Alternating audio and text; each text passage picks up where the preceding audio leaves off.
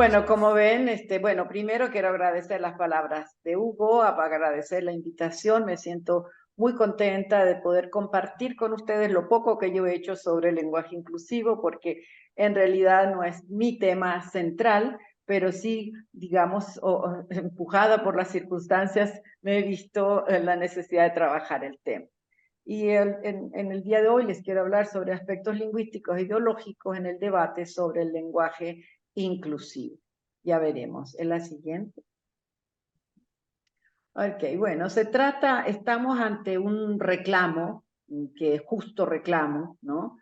De comunidades que están pidiendo mayor acceso a la interacción social, mayor respeto, eso lo sabemos todos. Y tenemos personajes, digamos, tenemos como personajes centrales a la RAE, que siempre se le toma como centro casi mucha discusión gira en torno a ella, no a la RAE, y los reclamos de las distintas comunidades. Los memes son maravillosos porque siempre recogen lo esencial de lo que se está discutiendo, ¿no? El problema lingüístico que se centra en casi todas las lenguas en los pronombres, pero también hay otras cosas. Siguiente. ¿Qué creo yo que he estado viendo el problema del lenguaje inclusivo como un problema muy complejo? Es un problema social, es ideológico, es lingüístico, es cultural, es histórico. Allí esos dos memes pueden mostrar muy bien cómo se da el rechazo, ¿no? Miren a la caricatura, habla bien idiota, habla bien o te mato, los voy a matar a todos, ya al extremo, ¿no? Pero otro, como digamos, los medios juegan con la inseguridad de la gente. Ella dice, te quiere, y él dice, ¿quién? Yo, bolude. Es decir, bufándose de la E. Es decir, hay muchísimo en los medios que muestra cómo está, digamos, la polémica, el debate que hay sobre este tema tan importante. Ahora, sí quiero hacer una alusión al problema cultural, porque es cierto que nosotros, por ejemplo, heredamos el machismo de los españoles, ¿verdad? Pero no sabemos algo que descubrí yo aquí en México y lo quiero compartir con ustedes. Mucho antes de que llegaran los españoles aquí, en México existía ya un tercer género o un tercer sexo en la cultura zapoteca. Existen hombres, mujeres y muxes. Muxes se escribe M-U-X-E-S. Entonces es interesantísimo desde el punto de vista antropológico y cultural estudiar cómo existen percepciones diferentes que no son binarias, ¿no? Están marcadas históricamente y culturalmente.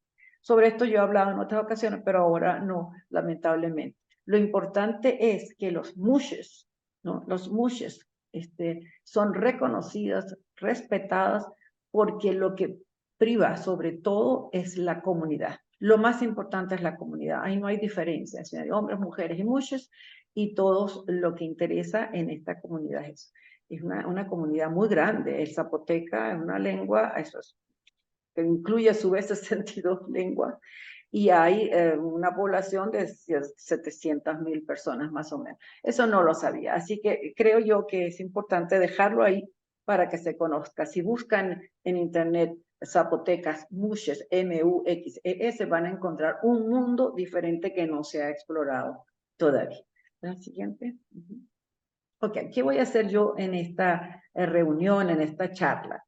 Quiero compartir dos reflexiones solamente. Una, hacer como una breve revisión, un resumen de las propuestas de cambio en el lenguaje para hacerlo más inclusivo o incluyente y ver cuál es el problema, qué falta, ¿no? Y analizar también brevemente el problema desde una perspectiva crítica. Sabes que no veo mis propias diapositivas porque me tapan las fotos. Bueno, no importa.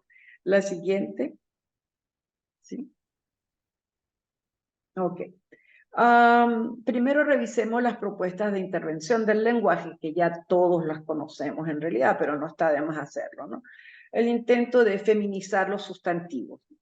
Pues de feminizarlos, por ejemplo, el juez, presidente, piloto, jefe, con uso de artículo o morfológicamente la juez o jueza, el presidente o la presidente, y luego termina con la jueza, la presidenta, la jefe. Es decir, ya se están aceptando muchas de estas. Este cambio creo yo que sí ya ha entrado, ¿no? Otra propuesta que se ha hecho para intervenir el lenguaje ha sido el desdoblamiento, que ya todos conocemos, el todos y todas, el niños y niñas, etcétera, ¿no? Sí, ir teniendo como, es importante tener una lista de cuáles han sido estas intervenciones. Por un lado, otra propuesta, el masculino genérico. No, todavía no, aquí. También yo no sabía que se ha planteado el femenino genérico, y Vigara 2009 en España ha tenido una tremenda discusión sobre usar el femenino genérico, ¿no? Bueno, eso hay que verlo. Hay un joven que está trabajando en ese tema, Colorado, que todavía no lo ha publicado, por lo tanto no lo puedo mencionar, pero sí Vigara 2009, que está en mis referencias, pues sí lo pueden mirar para ver qué está pasando con esta propuesta. Bueno, el uso de la E ya la conocemos para identidades no binarias, todes, niñes. Entonces siempre surgen los contraejemplos, que trabajadores ya tienen la E. Bueno, el uso de la arroba y de la X. Puse arroba escrito. Bueno, toda la controversia que ya conocemos, que no son necesarias, que forman parte de la gramática, no forman parte de la gramática, etc. Contra eso tenemos digamos, el argumento, contra muchos de los argumentos en contra de los cambios, existen también los positivos. Y por ejemplo, en el libro de Jiménez Llanes y Macina Chávez, pues se habla de la arroba y de la X como símbolos típicos de la multimodalidad, y puesto que las lenguas no solamente son la palabra escrita, sino también otros sistemas de signos, bueno, hay posiciones a favor y en contra. Ahora, ¿cuál es el problema con todas estas propuestas? Que se quedan muchas en la parte morfológica, y esa ha sido la gran crítica, ¿no? Es decir, en la palabra. Entonces se descuida, por ejemplo, niveles de análisis como la semántica que tiene que ver pues con la construcción de los significados, eso no sé, no, las representaciones, el tipo de señales que se usan, es decir, la carga semántica que llevan. Tampoco se trabaja a fondo el campo de la pragmática. Pues la pragmática, imagínense ustedes, es decir, lo que se hace con el lenguaje, que no solamente actos de habla, sino lo que tiene que ver con la interacción en el diálogo, ¿no? Y ahí entramos al diálogo, a estudiar el diálogo. Entonces hay diálogos que son cooperativos, hay diálogos que son conflictivos, entonces estudiar el diálogo, es decir, no quedarse solamente en la parte de las oraciones, de la morfología. Pero fundamentalmente, yo diría, una crítica a la RAE. La RAE no la critico yo porque está buscando, digamos, tener lo correcto, no, sino fundamentalmente porque la gramática es un tanto restringida. Pienso que la mayor crítica a la RAE debería ser esa, porque, por ejemplo, está muy pendiente de la forma, pero una gramática, por ejemplo, funcional, la gramática funcional tiene una perspectiva, una capacidad explicativa mucho más amplia. Entonces, tendríamos que llevar este problema del cambio, no solamente a la forma en que lo ve la RAE, sino también cómo se puede ver desde otras perspectivas teóricas, ¿no? El lenguaje. Entonces, ese es el problema de estudiar el lenguaje en una perspectiva muchísimo más amplia y que vaya más allá de lo morfológico. La siguiente. Ahora sí. Ok. Todo esto del cambio, obviamente, es un problema ideológico también. O sea, que no es solamente lingüístico, sino es fundamentalmente ideológico para lograr posicionarse en la sociedad. Entonces, cuando hacemos este análisis ideológico, la pregunta es ¿cómo lo hago? ¿Qué significa analizar la ideología? Entonces vemos opciones teóricas y metodológicas, ¿no? Bueno, generalmente se habla de dos grandes tendencias, la escuela francesa por un lado, los estudios críticos del discurso, más bien los anglosajones por el otro, ¿no? Entonces sí, los referentes donde están, con Althusser en la escuela francesa, Péchet, Foucault, Benveniste, Fromm, Guénon, Charcot, ¿okay? Entonces es la construcción del conocimiento, el poder y el control. Cómo se construye el conocimiento en relaciones de poder, obviamente, y quién controla ese poder, ¿no? Se habla de representación, se habla de enunciación, sobre todo desde la perspectiva francesa, mucho de retórica, de argumentación, y tenemos bastantes representantes en América Latina. Está Elvira Luque, Argentina, Silvia Gutiérrez Vidio de México, María Marta García Negroni, también de Argentina, muy conocida, Roberto Barones de Brasil, bueno, Mónica Sopi Fontana, Julio Escamilla en Colombia, etc. Y sigue una larga lista de analistas del discurso que están trabajando la escuela, la línea francesa. Ahora, por otro lado, es importante ver que también se aborda desde la perspectiva de lo que se llama los SD, ¿verdad? Estudios críticos del discurso, que van hasta la escuela de Frankfurt, ¿no? Horkheimer, Adorno, Marcuse, Habermas, ¿no? Y sobre todo analistas actuales como Bodak y Meyer, Flower Dewey Johnson tiene una buena colección de todos los métodos posibles en análisis crítico. Está la semiótica social de First, de Halliday, ¿verdad? Y está la CD latinoamericano que nos lleva en parte a Freire, pero muchos nuevos enfoques a América Latina. Yo creo que para poder tener la discusión en un plano nuestro de América Latina, pues sí tenemos que leernos. Va a salir este libro de Londoño en Prensa, por ejemplo, con enfoques exclusivamente latinoamericanos, donde van a encontrar a Laura Pardo, Martín Menéndez, Neila Pardo, Carmen Rosa Caldas Putter, Julieta Haidar, Silvia Gutiérrez, Marta Shiro, Irma Shumaceiro, Virginia Orlando, Adriana Bolívar y muchos más. Entonces, ¿qué es lo que yo estoy planteando? Que es ubicarnos tanto en lo que es la teoría lingüística por un lado, ¿verdad? Y luego la teoría sobre el análisis ideológico, ¿no? Creo que para poder discutir tenemos que tomar en cuenta ambas cosas. La siguiente. ¿Sí? Ok, entonces esto ya está publicado en el artículo mío que salió en la revista en el 2009, ¿no? Que hay primero diferenciar entre lenguaje inclusivo y exclusión social. De hecho, le digo a Hugo que este artículo ha sido bajado cantidades de veces, muchísima gente lo cita. Debe ser porque se llamó una introducción al análisis del lenguaje inclusivo. Entonces, el lenguaje inclusivo es un problema lingüístico, pero es un problema de exclusión que va más allá de lo lingüístico. Entonces, nuestros modelos de análisis tienen que ser más complejos. Con el lenguaje inclusivo, el supuesto general es que cambiando usos del lenguaje se puede contrarrestar el sexismo, la discriminación y la inequidad. En cambio, si pensamos en exclusión social, el supuesto es otro, es que cambiando a los gobiernos, cambiando a la gente que está al mando, podemos mejorar las democracias para lograr la inclusión, podemos emitir reglamentos y leyes y también contribuir, ¿no? Entonces mi pregunta siempre es, bueno, ¿a quiénes les corresponde intervenir cuando es un problema lingüístico? ¿Quiénes son? Pues, obviamente, en este plano, las autoridades son los lingüistas y los analistas del discurso. Y, por supuesto, también de otras disciplinas. Pero las otras disciplinas entran mucho más en cuando hablamos de la exclusión social, porque entra la historia, entra la antropología, entra la filosofía, entra todo. Entonces, tenemos una visión de análisis del discurso muchísimo más amplia, ¿no? Entonces, la idea es que colaboren estas dos líneas, digamos, ¿no? Siguiente.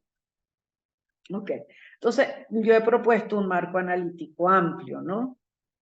Para poder analizar el problema del lenguaje inclusivo. Primero, seleccionar un enfoque dialógico. ¿Qué significa dialógico? Estudiar a la gente dialogando, obviamente, en diálogos, ¿no?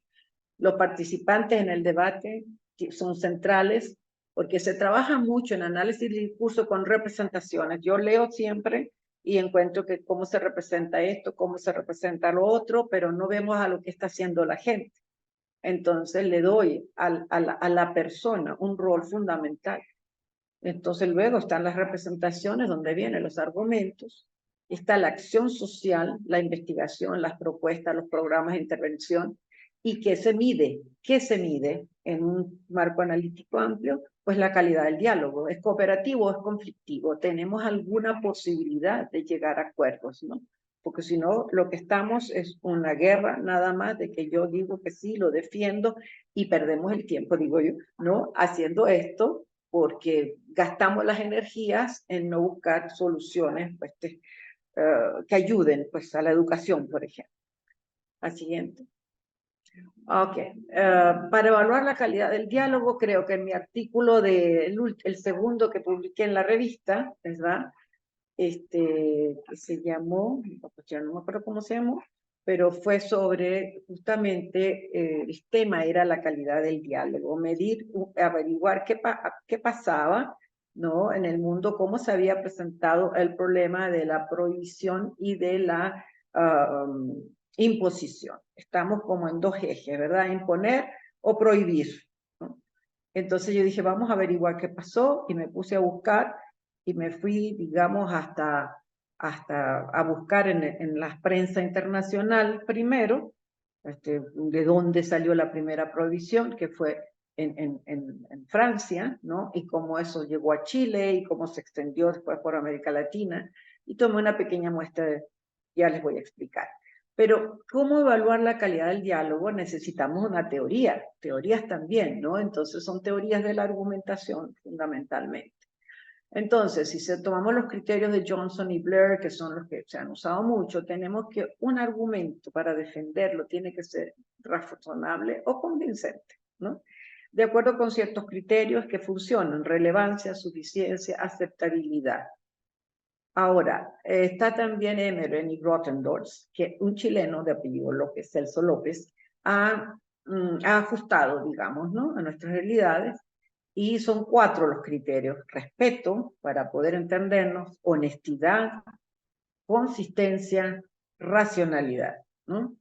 Y le he agregado Bolívar y Fontaine, un trabajo que tenemos sobre las estrategias de legitimación de dominación o resistencia, ¿no? Entonces, son dinámicas del poder, es decir, cómo se hace, ¿no? ¿Cuál es la dinámica? Porque puede ser, por ejemplo, la fuerza, pero puede ser fuerza física, fuerza psicológica, fuerza emocional, etc. Ahora no tengo tiempo, yo digo que lean el artículo que publiqué en la revista para poder ver esto con mayor detalle, ¿sí?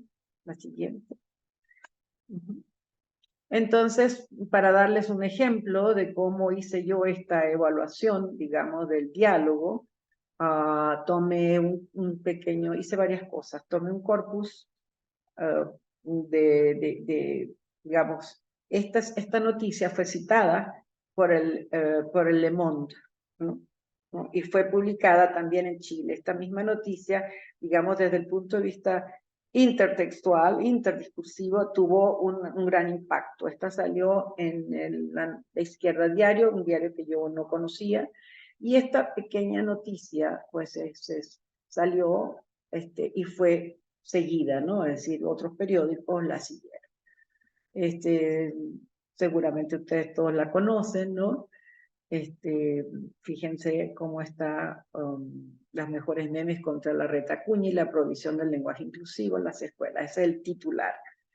Se los leo. La resolución del gobierno porteño despertó una catarata de críticas y burlas. Ay, pero es que no veo el texto, no lo puedo leer. Pero en todo caso lo que interesa es que se hacen evaluaciones sobre la medida y se cita a la retacuña, ¿no? Se cita, es decir, es un diálogo, el periódico dialoga con sus lectores, pero al mismo tiempo hace una referencia a la ministra que propuso la prohibición, que es también otro tipo de diálogo. Fíjense, cuando vemos, por ejemplo, estudiamos a Bakhtin, hablamos del diálogo, ¿verdad? De las voces en el texto. Eso sería un caso de voces en el texto. pero a mí me interesa el diálogo real, el diálogo en la vida, es decir, aquí hay en un nivel macro y micro, esto sería micro, pero a nivel macro sería, hay periódicos, hay actores sociales, ¿no? Que se comunican, que interactúan. Ok, vamos a pasar a la siguiente. Podemos volver después a la discusión, ¿verdad? Entonces, ¿qué es lo que me interesa resaltar, ¿no? De todo ese estudio que fue no solamente esa noticia, sino cómo fue seguida por la prensa, ¿no? Y cómo terminó, ¿no? Entonces, para evaluar esa calidad del debate, ¿no? Tenemos por un lado la resistencia en contra de la prohibición, ¿no?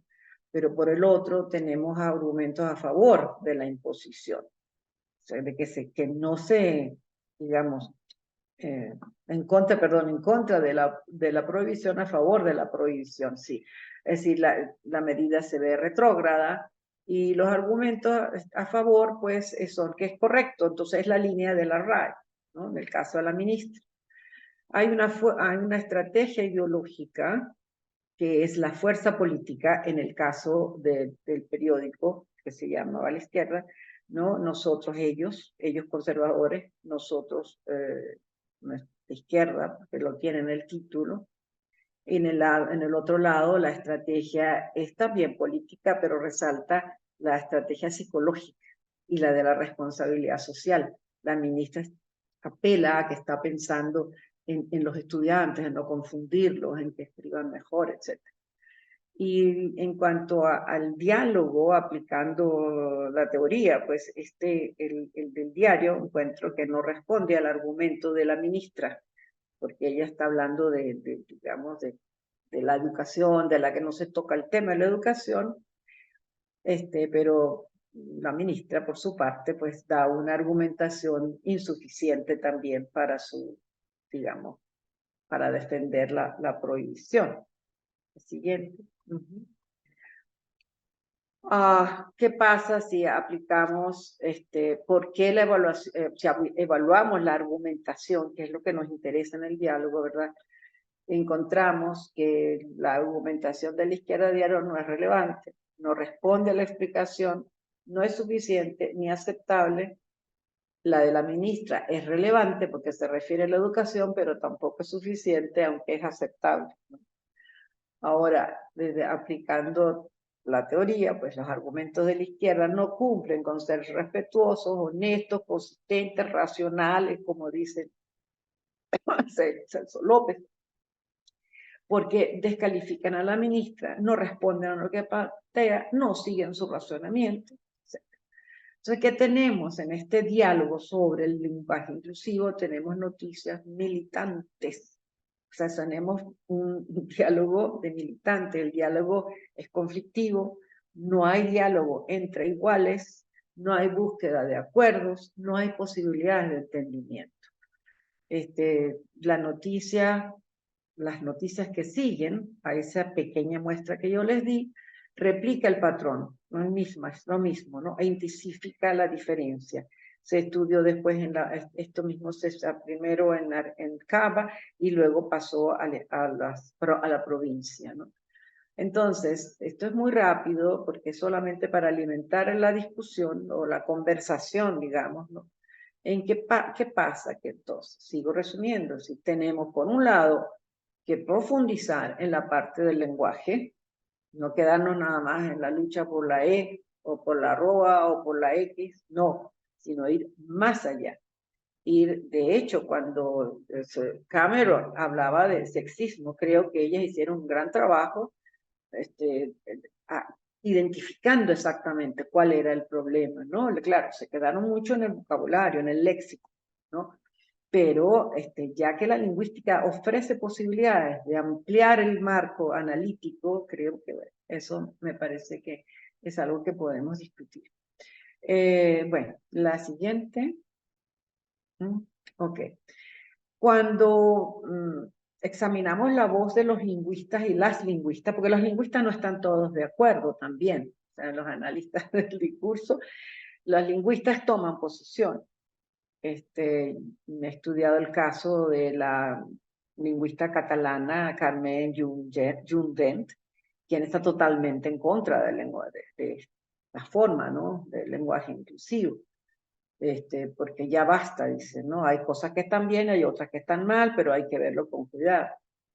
Bueno, el debate con la RAE, es decir, yo analicé, he tomado la opinión de lingüistas, por ejemplo, en el artículo 2 analicé la opinión de un lingüista argentino, ¿no?, muy conocido y muy querido que apareció en el diario dando una entrevista, y entonces tomé eso y luego vi la voz de otros lingüistas, sobre todo que están en las academias, para ver qué pasa en el debate, ¿no? O sea, aparte de la situación.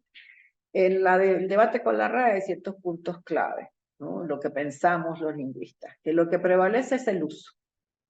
Fíjense que ya casi, bueno, no sé, no he visto más la arroba, no se ve tanto la arroba, pero sí prevalece, por ejemplo, creo que la E ha entrado, hay ciertos usos que quedan porque la gente es la que decide, ¿no? Y las academias, está claro, no pueden ir en contra de nuevos usos porque su tarea es solo registrarlo, si no se le puede satanizar a las academias. Sí criticar duramente por los tipos de análisis que hacen, pero no porque su tarea es esa, es registrar, en eso estamos de acuerdo los lingüistas, sobre todo los sociolingüistas. Ahora, los hablantes deben de estar de acuerdo con los cambios, sí, pero estos cambios van a ser lentos, no esperar que se va a cambiar de un día para otro, ¿no? Ahora, la prohibición, tanto la imposición como la prohibición, yo considero que atentan contra la libertad de pensamiento o de decisión de los hablantes. O sea, no es ni imposición ni prohibir, sino esperar. Vamos a la siguiente, a ver qué pasa, ¿no? Entonces, ¿qué pasa? Que se debe dar de manera natural. ¿Cuáles son los argumentos contra la imposición? El derecho de los hablantes a decidir. Nadie tiene, esto está tomado de Kalinowski, y son varios, ¿no? Moreno Esparza, en el libro de Jiménez y Mancina, que por cierto yo escribí el prólogo, se publicó en México, ese libro es sobre el lenguaje inclusivo y la construcción del conocimiento, sobre la ciencia, sobre la publicación de tesis, trabajos, publicación de artículos, de revistas, etc. ¿Qué dicen ellos? Nadie tiene derecho a imponerle a otro el lenguaje inclusivo porque su uso presupone la adopción clara y explícita de una posición política, e imponer posicionamientos políticos es algo profundamente incompatible con la convivencia democrática. Esta es una opinión que yo pongo ahí porque me parece interesante y yo tiendo a estar de acuerdo. La siguiente. La actitud ante la RAE es otro problema que se maneja mucho. Es enemiga, es la culpable, pero yo pongo entre paréntesis ahí, ¿no?, que el concepto de lengua de la RAE es limitado, porque no va más allá de la sintaxis. Si me oyen, a lo mejor me pueden regañar o castigar, pero sí, ese va sintaxis semántica, pero no va más allá a otros niveles como la pragmática, por ejemplo, ¿no? Y tampoco hace análisis multimodal, sino otros análisis más complejos con otras gramáticas funcionales, por ejemplo. Ok. Ante la RAE se propone entonces una perspectiva multidisciplinaria. Pero existen ciertos acuerdos, al menos en este grupo que incluyó personas de América Latina, de España, en que el análisis y la discusión no debe jibarizarse, es decir, concentrarse hacia la RAE, ¿no? Más bien debe abordarse como un tema de necesidad de los hablantes, que es la perspectiva sociocultural. Deben entrar las voces de la filosofía, la glotopolítica, la sociolingüística, los fenómenos socioculturales y el análisis crítico. Pienso que si nos distanciamos del fenómeno, podemos analizarlo mejor para tener mejores resultados. La siguiente. La gran pregunta, ¿se suma o no se suma al cambio? Que a mí me preguntan mucho, ¿y cómo haces tú, Adrián? Que estás estudiando el fenómeno, pero a la vez eres hablante. Bueno, pienso que la lógica indica, me sumo con Jiménez y Mancini, sumarse al cambio y adaptarse a las nuevas realidades. Sin embargo, se trata de un proceso lento de transformación social para no llegar a intervenciones artificiales del lenguaje, sino que este sea un reflejo de los cambios que se están dando. De hecho, los cambios sociales llevan a un cambio en el lenguaje y no es a la inversa, aunque puede influir. Es decir, se pueden proponer cambios en el lenguaje, pero tienen que usar el lenguaje, se tiene que usar el lenguaje, se tiene que aceptar este lenguaje. Así es que, bueno, lo que sigue, es que podemos concluir, yo creo que ya llevo bastante tiempo, ¿no? Primero necesitamos estudios empíricos, saber qué está pasando en distintas comunidades, qué está pasando con el uso del lenguaje. Eso significa recoger datos. Y es un trabajo duro, es un trabajo intenso, no es solamente tener las opiniones, ¿no? No solamente la opinión de la gente, sino qué hace. Por ejemplo, a Barrera Linares, que es un lingüista venezolano que vive en Chile, está trabajando en las universidades el uso, ¿no? Y no solo el uso del lenguaje inclusivo, sino la actitud. Como hay gente que dice, pero es que como hay opiniones tan divididas, yo no quiero que a mí me pongan arquitecta, por ejemplo, o que me pongan médica, no quiero, no me gusta, no quiero que aparezca en mi título esta forma, sino, bueno, así. Bueno, Parra y Serafini, por ejemplo, plantean el problema de la enseñanza del español como segunda lengua, no solo ya como primera lengua. Entonces, los tremendos problemas que se presentan en el aula, tanto para la profesora como para los estudiantes, y las inseguridades y las dudas, ¿no? De cómo hacer. Entonces, creo yo que es muy importante incorporar a lingüistas y analistas del discurso en los programas de intervención. Por ejemplo, las guías. He visto guías muy buenas, pero hay guías bastante deficientes que por dar una explicación alteran el significado, o sea, el valor semántico de las palabras, al dar equivalentes, por ejemplo. Las constituciones que ya han introducido cambios. También, cuando analizamos la primera fue la de Venezuela, pero hay otras constituciones, ya se ha renovado esa, y hay otras constituciones que incluyen orientaciones. También pienso que, bueno, no puedo afirmarlo categóricamente, pero sí puedo atreverme a decir que se necesita mayor información sobre los usos del lenguaje en un nivel mucho más amplio. Bueno, ahí tienen dos referentes. Entonces creo que es importante definir políticas lingüísticas, ¿no? Tomar en cuenta la glotopolítica, donde está Elvira Nu, que es el papel del lenguaje como constructor de realidades, ¿no? Y a través del lenguaje y con el lenguaje construimos los prejuicios, construimos nuestras visiones del mundo, sobre todo nuestras ideologías, ¿no? Pero esta visión creo que debe ser amplia, inter y multidisciplinaria, no quedarse, por ejemplo, solo en análisis retórico, sino hacer análisis gramaticales, semánticos, pragmáticos, ¿no? Sociopragmático. ¿Por qué sociopragmático? Porque en la sociopragmática se estudia la cortesía. La cortesía en la perspectiva de Brown y Levinson.